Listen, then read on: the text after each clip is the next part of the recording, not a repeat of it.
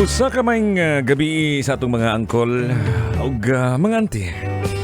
Tugutin na sa ninyo nga mga inasabtag katahuran. Karong mga orasaha sa mga mata nga gabudla traperting dakoa. Magandang gabi po sa inyong lahat. Ikaw angkol na bago lang tumirik ang mga mata dahil sa kakatirik ng mga kandila sa harap ng bahay o kaya naman sa sementeryo. Magandang gabi po sa inyo lahat mga kabisyo. Kumusta naman mga angkol o mga auntie sa araw na to? Ikaw, nabisita nyo na ba ang puntod ng mga yumaong mahal nyo sa buhay? Yung mga nandito na nailibing na mahal nyo sa buhay ay siguro basic na yan, no? Basic na yan na kayo mismo ang bibisita sa mga mahal nyo sa buhay na namatay. Kinahanglang duawon sa samang, duawon ninyo sa lubnganan ng mga mitaliwan panaw na slaing kalibutan para di mo kamoy duawon sa inyong bahay. Sa gabing ito mga angkolong mga auntie, no? At dahil ngayon ay undas, November 1, All Saints Day, ting kalalag, naisip kong ituloy-tuloy natin, no?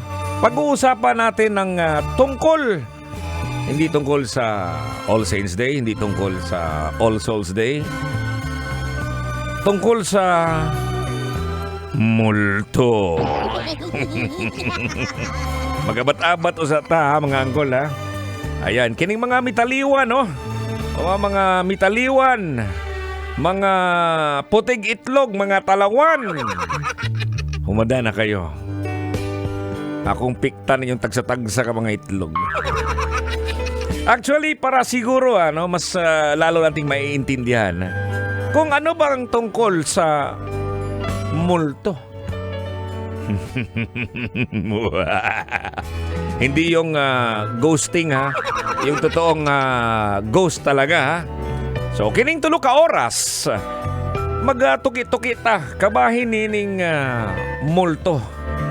Kailangan po nating malaman para mas lalo pa nating maintindihan, no? Kahit papano, may napupulot po tayong leksyon galing kay Totoy Bato. At eto, batay sa aking pananaliksik, ang multo daw ay isang konsepto sa maraming kultura at paniniwala na nagpapahiwatig ng mga espiritong hindi material na umiikot sa mundo ng mga buhay. So, ibig sabihin yan, itong multo ngayon, di natin alam, baka andito lang sa gilid natin ngayon, nakatingin sa atin, hindi natin siya pinapansin. May iba't ibang mga multo na sinasabi nila, may mga matatanda, merong mga bata, wala naman sigurong multong bakla. Kanta yun eh. O yun. So yan yung mga kabisyo na hindi natin nakikita. So akala lang natin na normal lang. So mga puting itlog, good luck.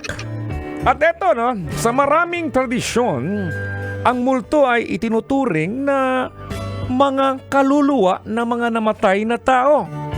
Hindi yung kaluluwa sa banyo, ha? Kaluluwa ng mga namatay na tao na hindi makapagpahinga ng maayos dahil sa hindi natapos na mga gawain daw, mga hindi malutas na mga problema, o hindi natahimik na damdamin.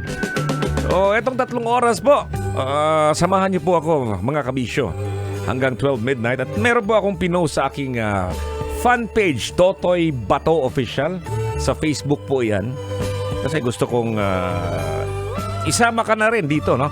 Kung meron ba kayong hindi malilimutang experience tungkol sa multo. Ayan, i-post nyo lang doon sa comment section sa sa naturang post ko.